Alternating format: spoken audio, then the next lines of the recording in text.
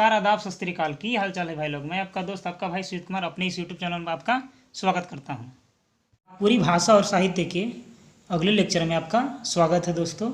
आज हम लोग नागपुरी के अगले लेक्चर के बारे में पढ़ेंगे। देखिए, जो नागपुरी जो भाषा है उसका जो लिपि है वो देवनागरी लिपि ही है। ठीक है। अब देखिए, हम लोग जैसा कि पिछले अध्याय में पढ़ चुके थे पहले कि अल्प प्राण और महाप्राण इत्यादि के बारे में, तो चलिए एक बार फिर से देख लेते हैं उनको और आगे बढ़ाते हैं। अल्प प्राण जो होता है पहला और तीसरा वर्ण होता है। ठीक है। तो यहाँ पे पहला और तीसरा वर्ण सभी का दिया गया है। ठीक है। और महाप्राण जो ध्वनियाँ होती हैं वे किसी भी वर्ग के दूसरा और चौथा वर्ण होते हैं। तो दूसरा और चौथा वर्ण सभी का यहाँ पास दिया हुआ है दोस्तों। ठीक है। अगर अघोष की बात करेंगे तो किसी भी वर्ग का पहला और दूसरा वर्ण अघोष ध्वनि में शामिल होती है और सघोष में तीसरा और चौथा वर्ण सघोष में शामिल होता है। ठीक है। मतलब 1, 2, 3, 4 हो गए और बच गए पांचवा। तो पांचवा का जो वर्ण होता है वो अनुनासिक होता है। तो पांचवा वर्ण भी यहाँ पास दिया गया है। तो आप इसे लिख करके और याद कर लें कि अल्प प्राण ध्वनियाँ 1 और 3 होगी, महाप्राण ध्वनियाँ दूसरा और चौथा वर्ण होगा, अघोष ध्वनियाँ पहला और दूसरा वर्ण होगा, सघोष ध्वनियाँ तीसरा और चौथा वर्ण होगा और अनुनासिक ध्वनियाँ पांचवा वर्ण होगा।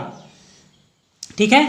अब आगे है कि क जो है कंठ से, मतलब क का वर्ग जितना भी होता है कंठ से बोला जाता है, च का वर्ग जो है तालु से, ट का वर्ग जो है मूर्धन्य से, त का वर्ग जो है दंत से, प का वर्ग है होंठ से, जैसे कि पफ ब्रह्मा। मतलब सभी का वर्ग जो है कंठ, तालु, मूर्धन्य, दंत और होंठ से बोला जाता है। अब हम लोग नागपुरी में स्वर और व्यंजन की संख्या के बारे में पढ़ेंगे। तो स्वर की जो संख्या है दोस्तों वो नागपुरी भाषा में या नागपुरी ध्वनि में कुल 7 स्वर हैं। अ, आ, छोटी ई, छोटी ऊ, ए, ओ और अनुस्वर।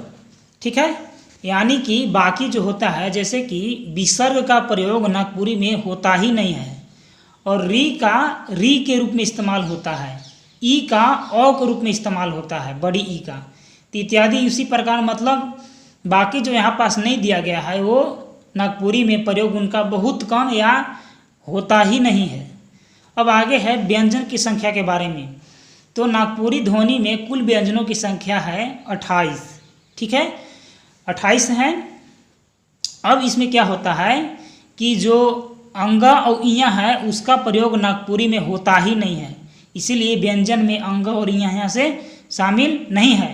और बाकी का जो वर्ण यहाँ पास नहीं है दोस्तों, उस वर्ण के स्थान पर उसी में से दूसरा वर्ण का इस्तेमाल किया जाता है। जैसे कि मूर्धनि न का उपयोग दंत न में होता है, य का उपयोग ज से करते हैं, स लिखना होगा तो ये स का प्रयोग करेंगे, इस स के लिए हम ख का प्रयोग करेंगे या इसी स का प्रयोग करेंगे, तरह के लिए त और र लिखेंगे, ज्ञ के लिए गे और य लिखेंगे। ठीक है। इसीलिए 28 ही व्यंजन है। बाकी का अन्य व्यंजन के जगह पर दूसरा वर्ड इस्तेमाल किया जाता है, यानी कि इनमें से वर्ड इस्तेमाल किया जाता है। अब चलिए हम लोग आगे देखते हैं। आगे है दोस्तों कि नागपुरी भाषा में प्रयुक्त वर्णमाला के नियम, मतलब वर्णमाला में क्या क्या नियम है उसके बारे में है। देखिए, पहला जो नियम है कि नागपुरी भाषा को लिखते समय कुछ वर्ण का इस्तेमाल न के बराबर होता है, जैसे बड़ी ई, बड़ी ऊ, री, लिरी, ए, ओ, अह और बाकी जो अन्य शब्द हैं इनका प्रयोग नागपुरी ध्वनि में न के बराबर किया जाता है। ठीक है। दूसरा नियम नागपुरी का है, नागपुरी भाषा में य, व, ज्ञ, री, तालम स को बदल करके लिखते हैं। जैसे कि यहाँ पास उनको बदल करके लिखा गया है। जैसे योग्य का नागपुरी में बोलेंगे जोइग। ठीक है। तो य को ज में बदल दिए। ठीक है। और यहाँ य को फिर अंत में ग में बदल दिए, यज्ञ, तो इसको बोलेंगे जयिग। ठीक है, जयिग। यत्न को जतन, व्यापार को व्यापार, व्याप्त को व्याप्त, व्यवस्था को व्यवस्था, व्यथा को व्यथा, यकीन को यकीन, औजार को औजार, याद को याद, शेष को शेष, ऐसे लिखा जाता है, ठीक है, गलत नहीं है। ज्ञान का ज्ञान, शिक्षा का शिक्षा, ठीक है, ऐसे उनको बदल करके लिखा जाता है नागपुरी में, मतलब हिंदी टू नागपुरी लैंग्वेज। वर को बोला जाता है बर, वन को बोन, विवाह को ब्याह, ब्याज का ब्याज, व्यवधान का व्यवधान, व्यय का व्यय, व्यायाम का कसरत, आयना का आईना, ऐनक का ऐनक, ऋषि का ऋषि, गुण का गुण, क्षण का क्षण, रक्षा का रक्षा, ठीक है। तो ऐसे उनको नागपुरी में उपयोग किया जाता है। तीसरा नियम है दोस्तों, यदि विस्मयादि बोधक शब्द आ रहा है, ठीक है, तो उसको बोलेंगे ए, आ, रे, अरे, ए, ओह रे, आई रे, आ, वाह इत्यादि, मतलब विस्मयादि बोधक का उपयोग नागपुरी में ऐसे करते हैं, ठीक है। जैसे कोई अच्छा काम कर देता है तो उसको बोलेंगे वाह वाह, ठीक है। अच्छा भोजन लगा तो आह, ठीक है, मतलब हिंदी में बोलेंगे वाह, लेकिन नागपुरी में बोलेंगे आह। आगे है ओरे, ठीक है, ए रे, मतलब किसी को पुकारना है तो ए रे या अरे बोलेंगे, ठीक है। तो ये नागपुरी का विस्मयादि बोधक शब्द हैं दोस्तों। आगे है नियम नंबर 4, बीता हुआ समय के प्रयोग के लिए क्रिया में के जोड़ा जाता है, ठीक है। जैसे कि मतलब कोई काम हम लोग कर चुके हैं, ठीक है, तो उसको बोलेंगे कैर के, मतलब करने के बाद आ रहे हैं, ठीक है। मैं उस काम कैर को यहाँ आ रही, मतलब उस काम को यहाँ कर करके आ रहे हैं, ठीक है। जाए के, मतलब जाए के, जाने के बाद ना, माने ओकर जाने के बाद हम यहाँ आई थी। आगे है खाए के, मतलब खाने के बाद, माने उसको खाने के बाद वह सो गया। तो क्या करते हैं कि समय का जो अगर पास्ट व्यक्त करना हो तो हम लोग क्रिया में वर्ब में के जोड़ देते हैं, ठीक है, काम करने के बाद माने कैर के। चलिए नियम नंबर 5 को देखते हैं दोस्तों। अगला जो नियम है वो बोलता है कि नागपुरी में विशेषण बनाने के लिए शब्द में ल या गर, आइल या मतलब इत्यादि का प्रयोग होता है, ल का, आइल का और गर का। तो चलिए देखते हैं इसका प्रयोग करके कि क्या वर्ड वो बन जाता है। तो देखिए, जैसे कि गच्छ एक शब्द है, नागपुरी का मूल शब्द, तो गच्छ में ल जोड़ दिए, ल प्रत्यय यहाँ पर शामिल होगा तो हो जाएगा वो वर्ड गच्छल। शब्द देखेंगे तो गच्छल बात, हिंदी में देखेंगे तो वादा किया हुआ बात, ठीक है। जूठा, उसको मैं ल प्रत्यय जोड़ देंगे तो जूठाल, मतलब जूठाल भात, नागपुरी शब्द है, हिंदी में जूठा किया हुआ चावल। रंग में ल प्रत्यय लग गया तो रंगल, मतलब रंगल खिड़की, मतलब रंगा हुआ खिड़की हिंदी में।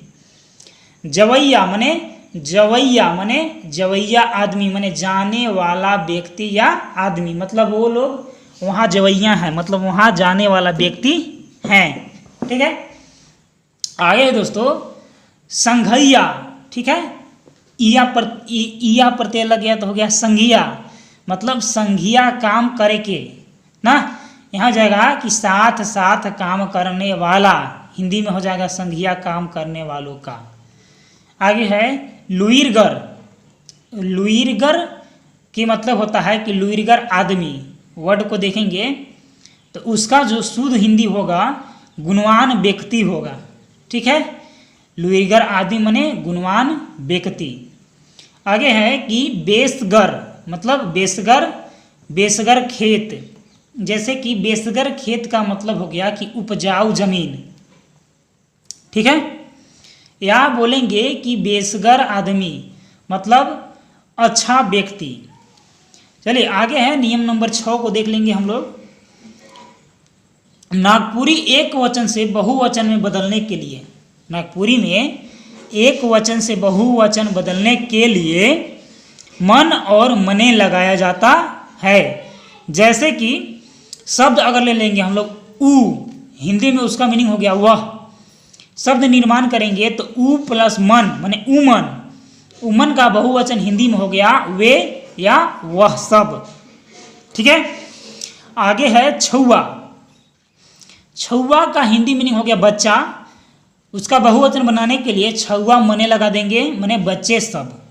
ठीक है, आगे है कि पठरू, इसका हिंदी मीनिंग हो गया बकरी, इसका निर्माण करेंगे शब्द का नागपुरी तो पठरू मन माने बकरियां या बकरी सब। आगे है रगड़ी। रगड़ी का मीनिंग होता है दोस्तों कंकड़ माने रुगड़ी मन माने कंकड़ सब। नियम नंबर 7 को देखेंगे तो किसी वस्तु को गिनने के लिए उस गिनती के संख्या में ठो, गो, गोड़, मूड़, हर आदि जोड़ा जाता है। जैसे कि शब्द हम लोग नागपुरी का एक ले लिए तो हिंदी में एक, उसमें संख्या गो जोड़ देंगे तो हो जाएगा एक गो, एक गो। एगो का मीनिंग क्या होगा कि एक। आगे है दुई में हिंदी का मीनिंग हो गया दो, उसमें गो लगा देंगे तो दुई गो माने दुई गो मीनिंग हो गया 200, दो गो समान। आगे है छौ, हिंदी में छौ ठो मतलब नागपुरी में हो जाएगा छौ ठो। ठीक है, यानी कि 6 वस्तुएं। एक हर माने कि एक हर माने एक जोड़ा, मतलब 2 वस्तुएं एक साथ रहेगा तो एक जोड़ा होगा। ठीक है, तो आज के लिए इतना ही दोस्तों, धन्यवाद।